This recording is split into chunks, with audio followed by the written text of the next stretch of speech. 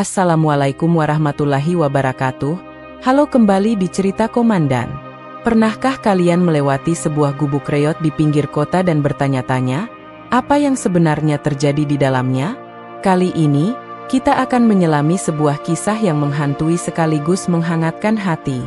Di balik dinding yang lapuk dan atap yang bocor, seorang gadis pemulung berjuang merawat neneknya yang lumpuh. Kehidupan mereka penuh dengan kesulitan dan misteri. Namun, siapa sangka, keajaiban datang menghampiri mereka dengan cara yang tak terduga. Siapkan diri kalian untuk sebuah perjalanan emosional yang penuh dengan ketegangan dan harapan. Ikuti terus video ini sampai selesai, karena di akhir nanti, kalian akan tercengang. Gubuk itu berdiri, seolah hendak menyerah pada waktu. Dindingnya miring, atapnya bolong di sana-sini, seperti mulut menganga tanpa gigi.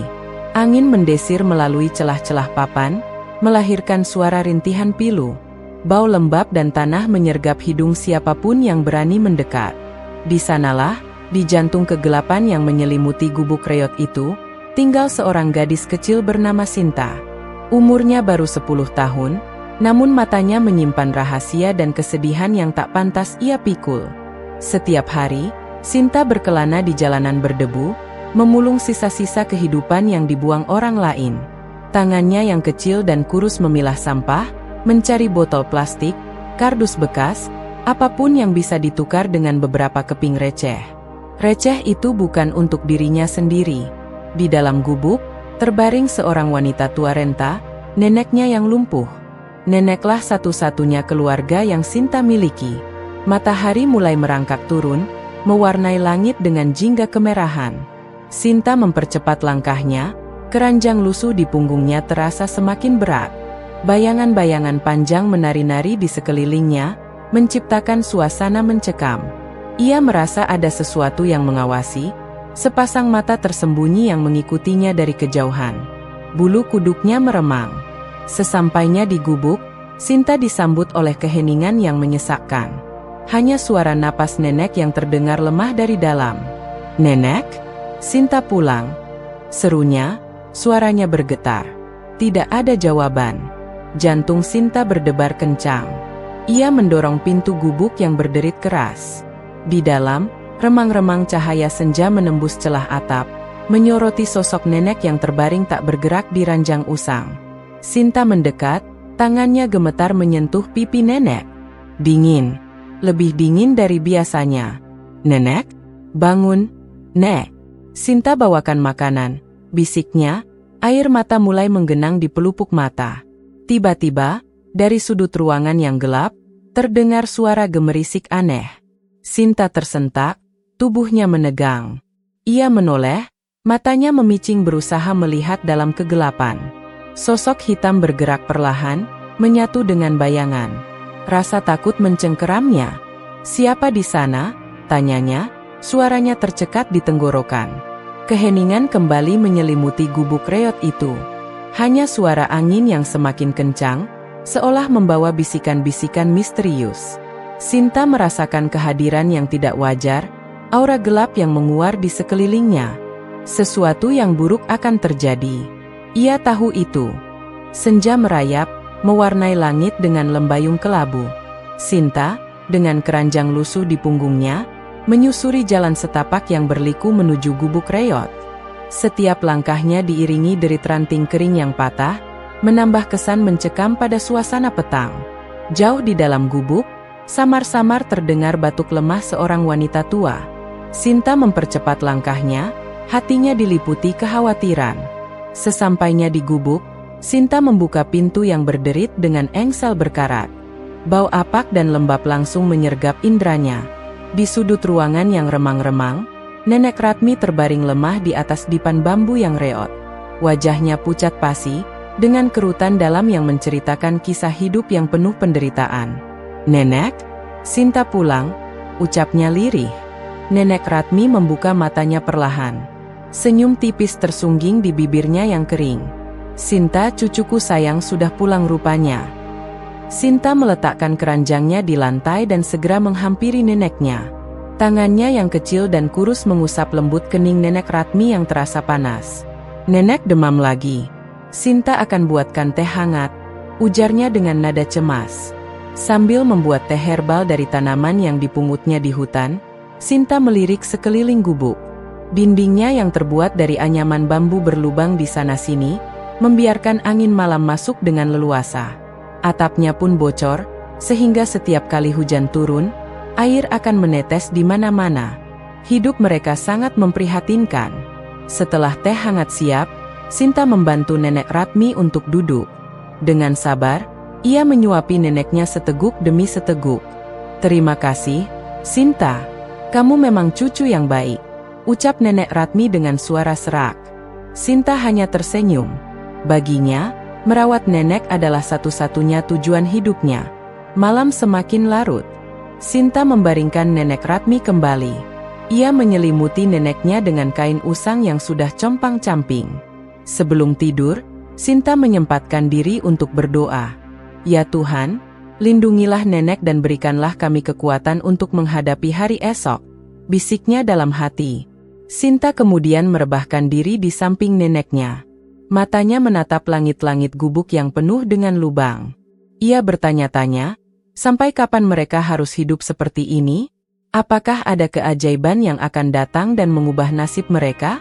Tiba-tiba, Sinta mendengar suara aneh dari luar gubuk. Suara itu seperti suara gesekan ranting yang patah, namun terdengar lebih berat dan teratur. Sinta merasa bulu kuduknya meremang.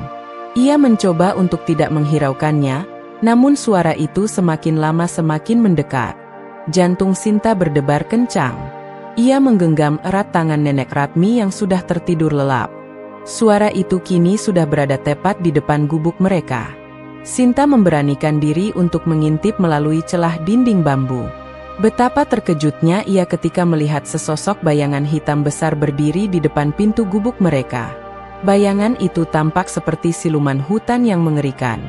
Sinta menahan napas. Ia takut jika siluman itu masuk ke dalam gubuk dan mencelakai mereka. Namun, siluman itu hanya berdiri diam di depan pintu, seolah-olah sedang mengawasi mereka. Sinta tidak tahu apa yang akan terjadi selanjutnya. Ia hanya bisa berdoa dan berharap agar siluman itu segera pergi. Bayangan senja menari-nari di dinding gubuk, menyelimuti Sinta dan nenek dalam keheningan yang mencekam. Nenek, dengan mata sayu menatap langit-langit yang penuh tambalan. Sinta, yang sedang menyuapi nenek bubur encer, merasakan aura kesedihan yang pekat. "Nenek," bisik Sinta, memecah sunyi. Dulu, nenek sangat kuat, sangat lincah. Nenek menghela napas panjang. Sebuah kilas balik menyambar benak Sinta. Dahulu, sebelum gubuk ini menjadi saksi bisu kemelaratan, mereka tinggal di sebuah desa subur di kaki gunung. Nenek, seorang penenun ulung, menghasilkan kain-kain indah yang dihargai di seluruh penjuru negeri. Sinta kecil selalu riang, berlarian di antara gulungan benang berwarna-warni. Kebahagiaan itu sirna dalam sekejap, saat bencana datang menghantam. "Kecelakaan itu," gumam nenek, suaranya bergetar. Sebuah kereta kuda melaju kencang, kehilangan kendali, menabrak nenek saat nenek hendak menjual kain di pasar. Sinta menggenggam erat tangan nenek. Ia ingat betul hari itu. Teriakan histeris, debu beterbangan, dan nenek yang tergeletak tak berdaya. Sejak saat itu, nenek lumpuh. Kemampuan menenunnya hilang, digantikan rasa sakit yang tak berkesudahan. Ekonomi keluarga langsung runtuh. Tabungan menipis, hutang menumpuk. Mereka terpaksa menjual rumah dan tanah, mencari perlindungan di gubuk reot ini. Mereka, para rentenir itu. Nenek terisak. "Mereka mengambil segalanya. Bahkan sisa-sisa kebanggaan kita." Sinta memeluk nenek erat. Ia tahu, luka itu masih menganga lebar di hati nenek. Suatu malam, seorang pria berpakaian serba hitam datang mengetuk pintu gubuk. Matanya tajam, sorotnya dingin. Ia menawarkan pinjaman, dengan iming-iming bunga rendah. Nenek, dalam keputusasaan, menerimanya. Namun, ternyata itu adalah jebakan. Bunga yang dijanjikan hanya tipuan belaka. Hutang mereka justru membengkak berkali-kali lipat. Mereka mengancam. Bisik nenek, Ketakutan merayapi wajahnya. Mereka mengancam akan mengambil Sinta jika nenek tidak bisa membayar. Sejak saat itu, Sinta bertekad untuk melindungi nenek. Ia rela memungut sampah, mengais rezeki di jalanan, demi melunasi hutang yang mencekik itu. Ia tidak ingin nenek kehilangan segalanya lagi. Aku akan melindungi nenek, janji Sinta dalam hati. Apapun yang terjadi. Suara gesekan tikus di atap gubuk membuyarkan lamunan Sinta. Malam semakin larut. Misteri gubuk reot ini semakin terasa mencekam. Malam semakin larut. Sinta memeluk neneknya erat-erat, mencoba menghalau dingin yang menusuk tulang. Di luar, angin meraung, menggoyangkan gubuk reot mereka seperti mainan. Tiba-tiba, suara berderit keras memecah keheningan. Sinta tersentak, matanya membulat ketakutan. "Nenek, apa itu?" bisiknya. Suaranya bergetar. Nenek hanya menggeleng lemah, wajahnya pucat pasi. "Jangan takut, Sinta. Mungkin hanya angin," jawabnya lirih, meski sorot matanya menyimpan kecemasan. Suara itu kembali, kali ini lebih dekat, seperti ada sesuatu yang menggaruk-garuk dinding gubuk. Sinta memberanikan diri mengintip melalui celah dinding. Bayangan hitam besar melintas cepat, membuat jantungnya berdegup kencang. Ia mundur, memeluk neneknya semakin erat. Tak lama kemudian, terdengar suara langkah kaki di sekitar gubuk. Langkahnya berat dan lambat, seolah ada seseorang atau sesuatu yang mengintai mereka. Sinta menahan napas, berusaha tidak mengeluarkan suara sedikit pun. "Siapa di sana?" Sinta memberanikan diri bertanya dengan suara bergetar. Keheningan menyelimuti mereka. Hanya suara angin dan derit gubuk yang terdengar. Tiba-tiba, suara tawa pelan terdengar, membuat bulu kuduk Sinta meremang. Tawa itu serak dan mengerikan, seolah berasal dari makhluk yang bukan manusia. Sinta semakin ketakutan. Ia yakin ada sesuatu yang jahat di luar sana, mengintai mereka. Ia berdoa dalam hati, semoga mereka selamat dari ancaman yang tak terlihat ini. Suara tawa itu semakin mendekat, lalu berhenti tepat di depan pintu gubuk. Sinta dan neneknya saling berpandangan, ketakutan terpancar jelas di wajah mereka. Pintu gubuk berderit pelan, lalu terbuka dengan sendirinya. Bayangan hitam pekat berdiri di ambang pintu, menutupi seluruh cahaya bulan. Sinta menjerit tertahan, memeluk neneknya erat-erat, pasrah pada nasib yang akan menimpa mereka. Debu berterbangan di loteng sempit itu, menari-nari dalam celah cahaya matahari yang menyelinap melalui lubang di atap. Sinta terbatuk, menyeka keringat di dahinya. Di depannya, tergeletak kotak kayu tua yang dipenuhi ukiran aneh. Kotak itu tampak berat, kokoh, dan terkunci rapat. Sentuhan dingin menjalar di punggung Sinta. Ada sesuatu yang aneh pada kotak ini, aura misterius yang membuat bulu kuduknya berdiri. Dia mencoba mengangkatnya, tetapi kotak itu terlalu berat untuk anak seusianya. Dengan susah payah, Sinta menyeret kotak itu ke dekat jendela. Ukiran di kotak itu semakin jelas tertangkap cahaya. Gambar-gambar aneh, seperti simbol-simbol kuno yang belum pernah dilihatnya. Salah satu ukiran itu tampak seperti ular yang melingkari pedang. Sinta merinding. Dia menyentuh setiap sisi kotak, mencari celah atau engsel tersembunyi. Nihil. Kotak itu benar-benar terkunci rapat. Frustrasi mulai menyelinap. Apa yang ada di dalam kotak ini? Rahasia apa yang disembunyikannya? Mungkinkah ini jawaban atas semua kesulitan mereka? Sinta teringat suara-suara aneh dan bayangan-bayangan menakutkan yang menghantui gubuk mereka belakangan ini. Mungkinkah kotak ini berhubungan dengan kejadian-kejadian aneh itu? Ia bertekad untuk membuka kotak itu. Ia kembali turun dari loteng, mencari-cari kunci di seluruh sudut gubuk. Di bawah tumpukan pakaian lusuh, di balik lemari reot, bahkan di dalam tungku perapian yang dingin. Tapi kunci itu tetap tidak ditemukan. Neneknya yang terbaring lemah di ranjang, hanya bisa menatap Sinta dengan pandangan kosong. Sinta tahu, neneknya tidak bisa membantunya. Neneknya bahkan tidak tahu tentang kotak itu. Sinta kembali ke loteng dengan perasaan putus asa. Ia memandangi kotak itu lagi, mencoba mencari cara untuk membukanya. Tiba-tiba, matanya tertuju pada sebuah lubang kecil di dekat kunci. Lubang itu terlalu kecil untuk kunci biasa. Apa mungkin? Sinta segera berlari turun dan mencari peniti di kotak jahit neneknya. Dengan tangan gemetar, dia menusukkan peniti itu ke dalam lubang kunci. Ia mencoba memutar-mutarnya dengan hati-hati. Tiba-tiba, terdengar bunyi, klik, kecil. Jantung Sinta berdegup kencang. Ia menarik peniti itu keluar dan mencoba membuka kotak itu. Berhasil. Kotak itu terbuka dengan bunyi berderit yang memilukan. Sinta menahan napas dan membuka tutup kotak itu perlahan-lahan. Aroma apak dan kuno menyembur keluar, memenuhi udara. Di dalam kotak itu, Sinta menemukan sebuah buku tua dengan sampul kulit yang rapuh, sebuah kalung perak dengan liontin berbentuk bulan sabit, dan selembar surat yang dilipat rapi. Tangan Sinta gemetar saat mengambil buku itu. Sampulnya dipenuhi debu dan ukiran yang rumit. Ia membuka halaman pertama dengan hati-hati. Tulisan tangan yang indah memenuhi halaman itu. Bahasa yang digunakan tampak kuno dan asing. Sinta tidak mengerti satu kata pun. Kemudian, ia mengambil kalung perak itu. Liontin bulan sabit itu terasa dingin di tangannya. Ia memperhatikan ukiran yang lebih kecil di liontin itu. Ukiran itu tampak familiar. Sinta teringat ukiran ular yang melingkari pedang di kotak itu. Ukiran di liontin itu tampak mirip, tetapi lebih kecil dan tersembunyi. Terakhir, Sinta mengambil surat itu. Ia membuka lipatannya dengan hati-hati. Tulisan di surat itu sama kunonya dengan tulisan di buku. Tetapi, kali ini, Sinta merasa ada sesuatu yang aneh. Beberapa kata tampak familiar. Ia mencoba membaca surat itu perlahan-lahan, mengeja setiap kata dengan susah payah. Semakin ia membaca, semakin ia merasa merinding. Surat itu berisi peringatan.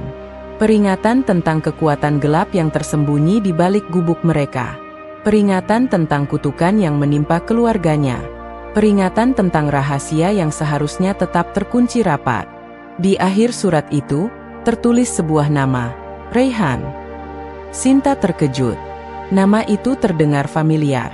Ia pernah mendengar neneknya menyebut nama itu dalam tidurnya. Siapakah Raihan? Dan apa hubungannya dengan semua ini? Tiba-tiba, Sinta mendengar suara gemuruh dari luar gubuk. Angin bertiup kencang, menggoyangkan gubuk reot itu dengan ganas.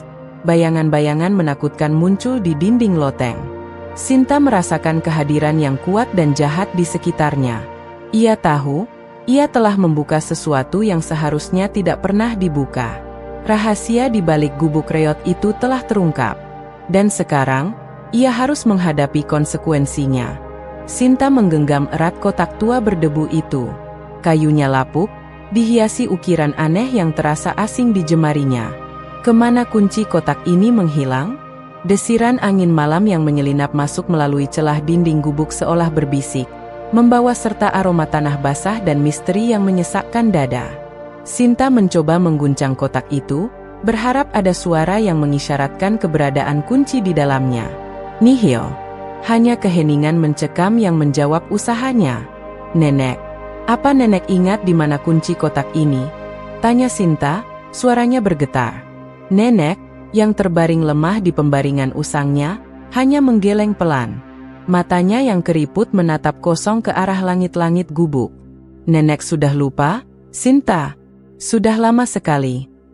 Bisiknya lirih. Sinta menghela napas. Waktu terus berjalan, dan misteri kotak itu semakin membuatnya penasaran.